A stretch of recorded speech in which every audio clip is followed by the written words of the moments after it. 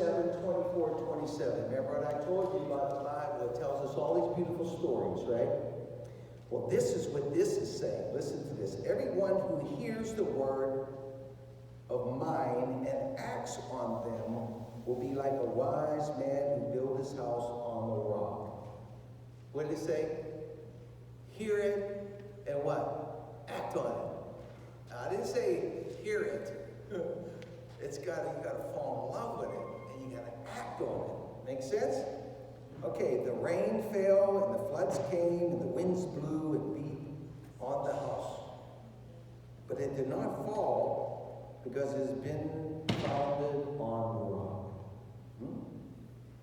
And everyone who hears these words of mine and does not act on them will be like the foolish man who built his house on the sand. The rain fell, and the floods came, and the winds blew and beat against the house, and it fell. And great was the fall. Okay? So what that story mean to you? Peter, right? Jesus says, you are the, what? What did he tell Peter? I changed your name from what was his name? Not Saul, it wasn't Saul, it was, anyways, what was it? Simon, right. You hit an A. See that? You're smart. He's good to her. She's smart. She'll teach you. This is, how I talking to her. I swear, I wasn't so hard. I was bad. I was bad. I was an altar boy's little kid. I was. Me and my buddy used to fool around in the back, get in trouble, brace your seat, all that was, we were fooling around. Anyways, somebody's watching, so I gotta watch what I say up here. Anyways, so that's the story about building your foundation, and that's really important to us, okay? Because you should build it. The whole word, there's words up there called connect, grow, and serve. See on the Discover Discipleship, connect, grow, and serve, okay? The word discipleship means just to follow me. Those two words distill the essence of Christian life. That's what it means. Christian means Christ-like. That's what the word Christian means, to be Christ-like. Okay? That's what they used to call, hey, these guys are Christian because they try to be like Christ. So they try to follow him. Now connect. How do you connect? Well, you're not going to follow nobody unless you're really connected, right? Are you? No, you're really not going to follow anybody that's not connected. So, how do you get that power? How do you do it? If there's a lamp that has a plug, and it's not connected into the outlet, are you going to have light? Are you? Hello? No, you're not going to have light. It just doesn't work. And that's the same thing. Unless you plug into Jesus, unless you plug into the Gospels, unless you're plugging into the source of prayer and your piety, you can't connect because you don't know who you're going to be following. Now, how are some of the ways that you connect? I'll tell you some of the ways I do. When we had the pandemic, I used to go to the gym in the morning, right? So I used to go to the gym. Now I don't want to go to the gym because I want to be around sweaty people, with like masks on. So I said, okay, I'm going to walk. So what I do is I take a walk. I walk through this one neighborhood. Okay, I come back. Okay. Next day I walk into another neighborhood. Okay, that's good. Next day I walk in another neighborhood so I won't get bored. And all of a sudden I thought to myself, you know what? I'm going to walk to church. I got a destination now. So you know what I do? 6:30 in the morning, I brush my teeth, have a quick, little cup of coffee. Maybe I shouldn't be having coffee for communion, but I do. Anyways, I walk to church. It's only about 2.5 miles. And I come here at 7 o'clock in the morning and I pray. And 7:30, I get back on. It's raining sometimes, and I have my jacket on. And I go back. That's one way I connect. But on the way, I listen to the readings. So when I come to church, I'm preparing myself. I just don't show up at church. If you were in school, don't you have to do your homework before you show up at class? Yes, you do. Same thing, I like to read it, study it, listen to homilies about it, and then I show up and see what kind of angle they come at.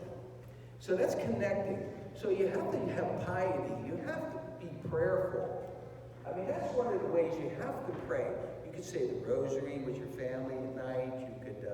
You can use all the sacraments that we have, you know, as far as reconciliation, communion, receive communion. So these are ways how you can become holy, holier than you are. So praying is one way how you connect. The other thing is in growing. How do you grow? Well, you got to study about it. Like tonight, I had to study. I've been studying this stuff for about 3 days. You know, I'm busy.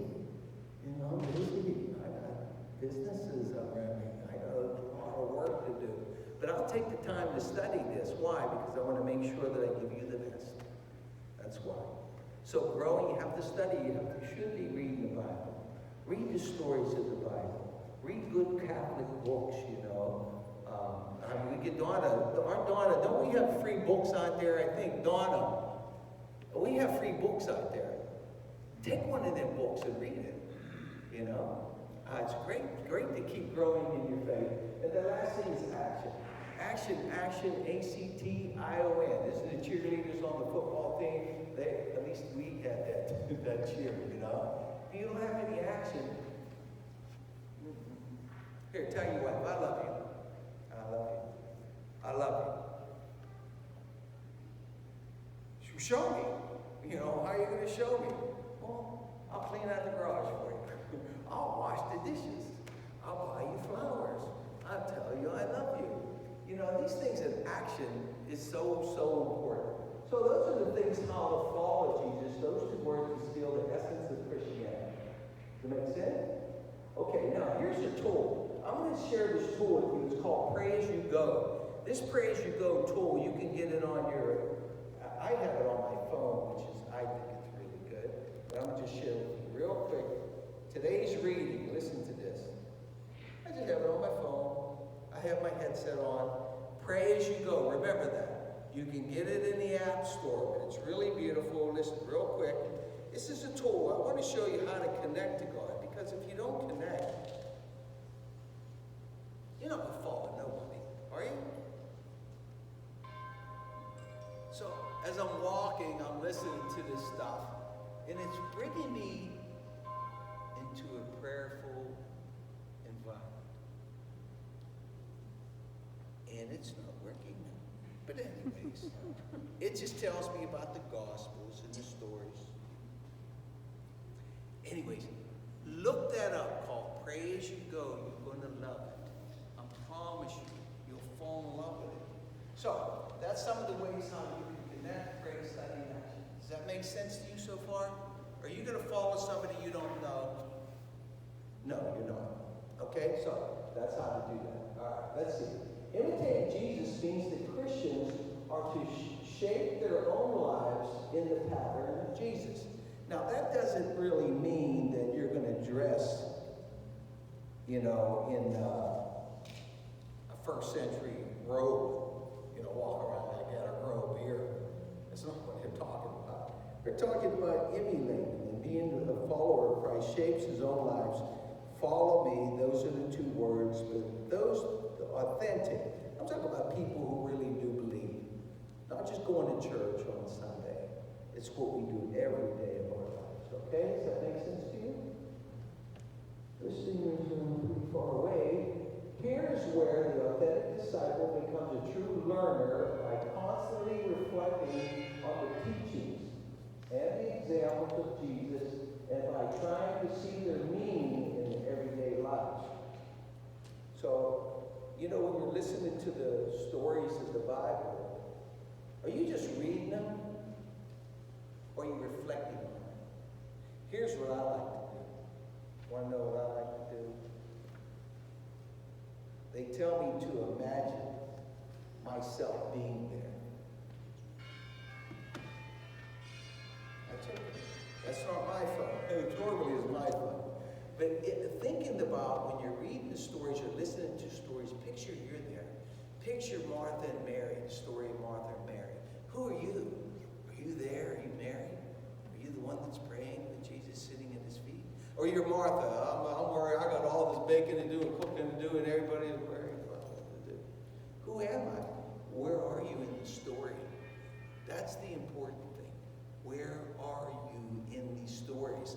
That's how you become, when you're reading it, it has more meaning to it. Does that make sense? Okay, so, with all that, Jesus' vision for discipleship. What is Jesus telling us about the discipleship in the Bible? There's a whole bunch of stories in the Bible that Jesus is telling us how to be. Yes? And I'll share some of them later on, and some snippets of them. But I already read one of them. We already shared the sower and the seed and stuff like that. There's stories in the Bible that have meaning. Put yourself in the Bible. Put yourself in the story. Is Jesus speaking to me?